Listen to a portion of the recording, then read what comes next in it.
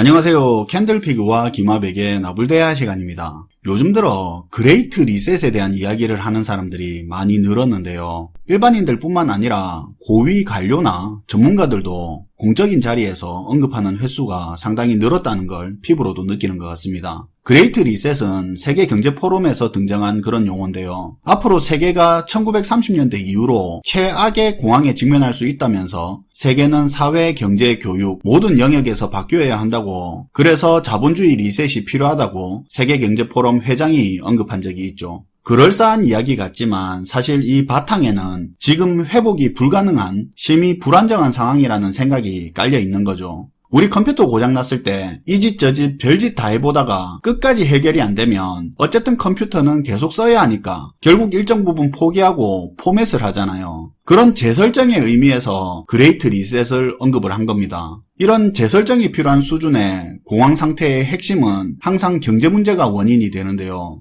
지금 진짜 그런 문제가 터진다면 단연 부채 문제가 될 가능성이 큰데, 코로나 이후 전 세계적으로 정부, 기업, 가게 할 것 없이 부채 문제가 역사상 최대치에 달했고, 그러다 보니 우려도 크고 그레이트 리셋이라는 용어도 등장하고 관련된 음모론들도 광범위하게 퍼져 있죠. 그런 음모론에 대한 이야기를 할 건 아니고요. 사실 그레이트 리셋에서 크게 회자되지는 않지만 현재 감당 불가한 수준의 부채의 리셋도 어느 범위에서 어떤 형태가 될지는 몰라도 가능하지 않겠냐는 의견도 많습니다. 사실 역사적으로 봐도 사회가 어떻게 해결 안 되는 부채 문제, 혹은 그 부채 문제로 사회가 더 이상 나아갈 수 없는 코너에 몰린다면 부채 문제는 탕감을 하든지 조금 더 여력 있는 쪽에 나눠서 전가한다든지 또는 사실상 안 갚아도 되는 모양으로 만든다든지 하는 등 방법은 엄청나게 많습니다. 그런 식으로 부채 문제를 일단락 짚고 넘어가는 경우가 많았는데요. 예를 들면 한 채무자한테서 크게 터지는 것보다 나눠서 터지면 충격이 덜하니까 여러 명의 채권자들이 같이 나눠서 맡게 한다든지, 투자자들의 손해를 통해서 우회적으로 해결하는 경우도 있고, 큰 인플레이션을 일으켜서 돈 가치를 떨어뜨리고 그때 부채의 많은 부분을 청산한다든지, 화폐개혁을 한다든지,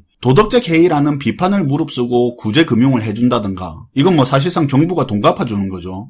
때로는 돈 빌려준 사람의 의사나 계약과는 무관하게 강제적으로 이자 삭감, 면제, 사실상 원금 상환 기일을 무기한으로 연장해버리는 것과 같은 아주 다양한 형태로 부채 문제를 일정 부분 리셋을 해버리고 문제를 일단락 짚고 사회가 다시 나아가기도 하죠. 물론 이에 따르는 문제도 많이 발생하는데요. 이런 게 옳다는 것도 아니고 옹호하는 것도 아니라는 점 우선 말씀드리고요. 하지만 이런 일은 우리가 어떻게 생각하든 역사적으로 계속 있어 왔습니다. 심각한 부채 문제를 국가도 이걸 계속 안고 가는 건 한계가 있으니까 방법의 차이가 있을 뿐이지, 일정 부분 리셋하고 가는 경우는 역사적으로 그렇게 어렵지 않게 찾아볼 수 있습니다. 그래서 오늘은 여러 사례 중에서 우리가 겪어왔던 사례 하나를 다뤄볼까 하는데요. 부탁인데 오늘 내용을 그냥 경제 역사로 받아들여 주셨으면 합니다. 반갑습니다, 김하백님. 네, 안녕하세요. 1972년 8월에 우리나라에서 정부가 나서서 기업들의 빚을 직접 탕감해준 사건이 있었는데요. 정확하게는 기존의 기업들이 떠안고 있던 사채빚을 정부가 무효화시킨 거죠.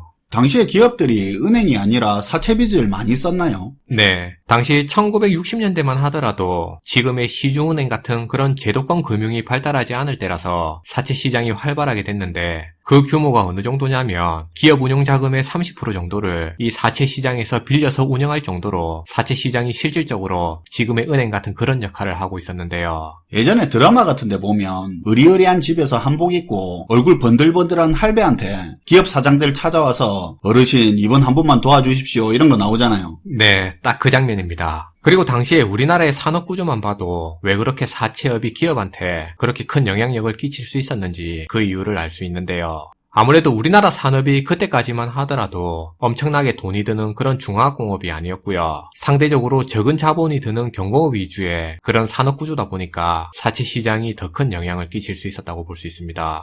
아무튼 이런 상황에서 정부가 기업들이 그런 사채 시장에서 빌려 쓴 빚을 탕감해주고 일정 기간 갚지 않아도 된다고 발표하면서 사실 자본주의 경제에서는 생각할 수 없는 그런 조치를 취하게 되는데요. 빚을 진 기업들 입장에서는 완전히 횡재를 한 거죠. 반대로 돈을 빌려준 민간 채권자 입장에서는 완전 하루아침에 폭탄을 맞은 거고요. 그만큼 당시에 사회적 파장이 엄청난 일이 일어나게 된 겁니다. 근데 사채빚에 대해서 정부가 왜 그렇게 한 건가요? 네. 지금부터 이유가 된 그 시대적 배경에 대해서 한번 얘기해 볼 건데요. 1960년대에는 우리나라 한국 경제가 10% 이상의 전례가 없던 고성장을 누리던 시기였습니다. 박정희 대통령이 집권하고 경제개발 5개년 계획을 시행하면서 경제성장에 몰두하게 되는데요. 근데 문제는 당시에 우리나라가 한국 전쟁을 겪은 워낙 가난한 나라다 보니까 나라 자체에 돈이 별로 없었다는 거죠. 그건 그렇죠. 1960년대 해봐야 전쟁 끝난 지 10년 정도밖에 안 됐었고 성장이 빠르다 해봐야 규모 면에서는 산업 자체가 작았으니까요. 차관 경제의 경공업 중심의 산업 수준도 많이 낮았죠. 한일 청구권 협정으로 보상받기 전까지는 사실 규모 있게 투자할 만한 돈이라는 게 없었잖아요. 네, 맞아요. 정부에서는 중화학공업을 육성해서 산업 기반을 다지고 싶은데 당시의 상황이 지금처럼 제도권 금융이 발달해서 시중은행에서 대출을 쉽게 할 수 있는 그런 조건도 아니고 기업들의 자금 운영이 굉장히 힘들었던 거죠. 그래서 결국 선택한 방법이 기업들이 사채 시장에서 돈을 빌려 쓰게 된 건데요. 참고로 이때부터 명동의 사채 시장이라는 게 급성장하게 됐다고 알려지고 있습니다. 근데 문제는 당시 물가 상승률이 15%에 시중은행 이자가 20-30%인데 근데 사채 이자가 연 50%를 넘나들 정도로 실로 엄청난 고금리였다는 거죠. 아, 기업이 그럼 그렇게까지 고금리로 돈을 빌리고 사업을 하고 있었던 거네요. 네. 게다가 당시에 특히 대기업들 같은 경우에는 정부가 보증을 서고 외국에서 돈을 빌리는 그런 차관을 많이 이용하고 있었는데 근데 60년대 후반부터 이제 빚을 갚아야 되는 만기가 도래하게 되면서 자금 압박까지 가중되게 된 거죠. 그렇게 사채 이자와 외채 압박에 시달린 수많은 기업들이 도산하는 사태가 속출하게 된 겁니다. 결국 견디다 못한 정경련이 나서서 박정희 정부에 면담을 요청하게 되고요. 지금 기업들이 기업 운영을 위해서 사채를 끌어다 쓰고 있는데 고리 사채로 이자 부담이 너무 크다 보니까 자금난을 겪고 있다고 토로한 거죠. 이러다가 기업이고 나라고 다 죽는다고 얘기한 겁니다. 그러니까 정부에서 금리를 내리든 세금을 좀 깎아주든 빨리 좀 이 문제를 해결할 방법을 찾아달라고 요청한 거예요. 좀 뻔뻔한 것 같기도 한데 어쨌든 그 당시 기준으로 보자면 고금리의 기업 부채 문제가 터진 거네요. 그쵸. 이때 재무부 관료와 한국은행의 실무진을 주축으로 이 문제를 해결할 대책반을 구성하게 되고요. 여기서 사채동결 조치라는 일종의 기업 부채 해결 방안이 발표되는데요. 내용의 요지는 1972년 8월 3일을 기준으로 기존의 기업들이 진 모든 사채 빚에 대한 계약을 전면 무효화하는 조치를 발표한 겁니다. 아니 아무리 그래도 빚을 무효화하는 건 좀 심한 거 아닙니까? 이게 무효화한다고 해서 빚 자체가 완전히 없어지는 건 아니고요. 기존의 기업하고 사채권자 사이에 있던 그 계약 내용을 무효화한다는 건데요. 그러니까 사채동결 조치의 내용을 보면 기존의 사채에 대해서 3년 거치의 5년 분할 상환 조건으로 계약 내용을 바꾼다는 겁니다. 전면적으로. 그쵸. 그리고 이자는 당시의 물가 수준하고 비슷한 수준에서 연 16%대로 낮춰주는 거고요. 정리하면 기업 입장에서는 사채빚을 3년 동안은 거치만 해두고 안 갚아도 되는 거고요. 5년 동안 나눠서 갚으면 되는 건데요. 게다가 이자는 기존의 연 40%대에서 16%대로 3분의 1 수준으로 확 줄어드는 혜택을 본 거죠. 갚아야 될 기간은 늘면서 갚을 돈은 줄어들게 된 거죠. 사채 계약 내용이 어떻게 됐든 지금 말한 이런 형태로 사채 계약이 바뀐다는 거죠. 그쵸. 사실 오늘 내용을 듣는 분들이 보는 관점에 따라서는 극과 극으로 다르게 평가할 수도 있을 것 같은데요. 사채 동결 조치를 결과론적으로만 보면 그때는 경제 고성장이 거의 확실한 그런 상황이었기 때문에 당시에 정부에서 내세운 명분도 정부가 이번 기회에 기업들을 먼저 살릴 수만 있으면 그러면 일단 경제 성장 자체가 올라가게 되니까 우리가 흔히 얘기하는 낙수 효과로 일자리도 창출될 거고 그럼 서민 경제도 안정을 되찾게 될 거라고 본 거죠. 그리고 그 과정에서 경제 규모도 커질 거니까 기업들이 빚을 갚을 수 있는 그런 채무 상환 능력도 같이 키울 수 있다고 본 겁니다. 실제로 사채 동결 조치 이후로 경제 성장률도 올라갔고 기업들의 수출이 증가한 측면도 있어서 이 효과를 본 건 사실이죠. 근데 이 조치를 경제 정의라는 다른 측면에서 보면 완전히 잘못된 정책으로 평가할 수도 있는데요. 앞에서도 말했지만 엄밀히 말하면 사채 동결 조치로 대기업을 포함한 주요 기업들을 위주로만 정책 혜택을 본 겁니다. 그리고 사실 계약적으로 보더라도 기업들이 처음에는 원래 갚으려고 빌린 돈인데 이후에 어쨌든 결과적으로 자기들이 갚을 능력이 부족해서 빚을 못 갚아서 터진 일인데 그걸 정부한테 얘기해서 대신 해결해 달라고 한 것부터가 잘못된 거라고 볼 수도 있는 거죠. 그리고 그때 사채 동결 조치로 큰손 사채업자들이 큰 타격을 입은 건 사실인데, 근데 당시에 전체 사채 시장에서 돈은 돈의 30%가량이 서민계층인 소액 채권자들의 돈이었기 때문에 사실은 이 사람들도 큰 피해를 보게 됐습니다. 왜냐하면 사채 동결 조치로 인해서 받을 수 있는 이자가 3분의 1로 줄었고, 그리고 원금조차도 5년 뒤에 받을 수 있게끔 밀렸기 때문에 큰 손해를 본 거죠.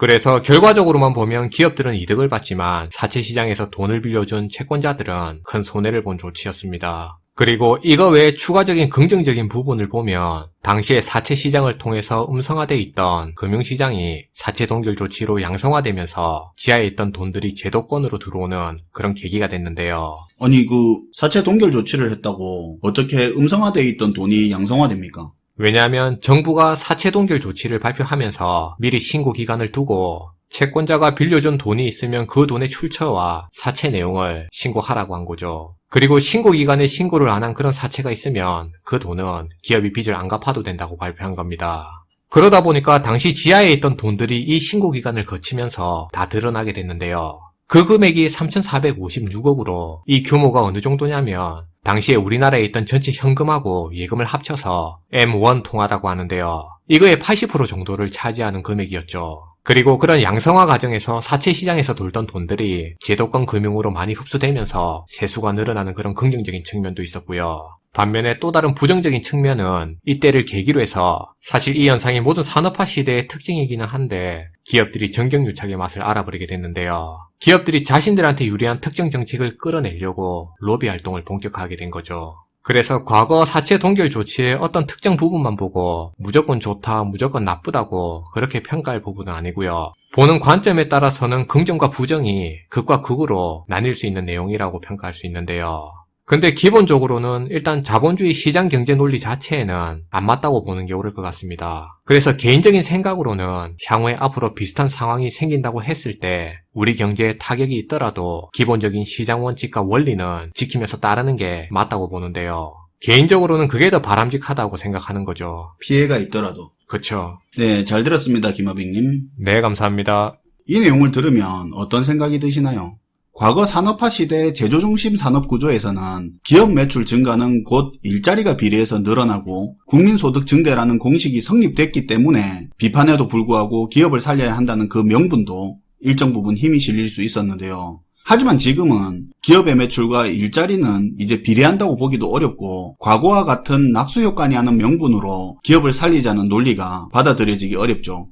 지금 더 큰 문제는 예전에는 기업에서 부채 문제가 터질 때 상대적으로 여력 있는 정부, 가게가 떠안는 식으로 받아줬다면 이제는 가게, 기업, 정부 할 것 없이 부채가 극한까지 치달아서 그 어느 하나 받아줄 여력이 없다는 거죠. 그러다 보니까 리셋이라는 말도 나오는 거고요. 어쨌든 사회가 무너질 정도의 부채 문제는 옳고 그름을 떠나 역사적으로도 어느 정도의 리셋은 있어 왔었고 그 덕을 보는 주 대상이 서민 대중은 아니었다는 부분은 바뀌지 않는 것 같습니다. 시청해주셔서 감사하고요. 지금까지 나불대화 시간이었습니다.